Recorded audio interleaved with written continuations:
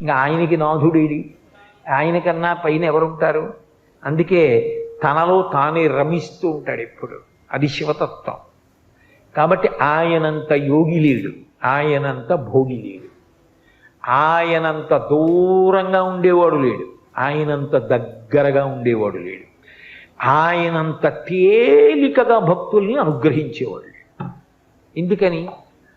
మనసెరిగి చిరునవ్వుతో ఇచ్చేస్తాడు. కలియుగ ప్రారంభంలో అడిగారట, కలి యొక్క ఉద్ధతి ఎక్కువగా ఉంటుంది కదా, చాలా పాపకర్మలు చెయ్యాలన్న అనురక్తి ఉంటుంది తప్ప పుణ్యకర్మలు చెయ్యాలనేటటువంటి ఉత్సాహం ఉండదు కదా స్వామి, అందుకని మేము తేలికగా తరించడానికి మాకు ఏదైనా మార్గం చెప్పరా అని అడిగారు.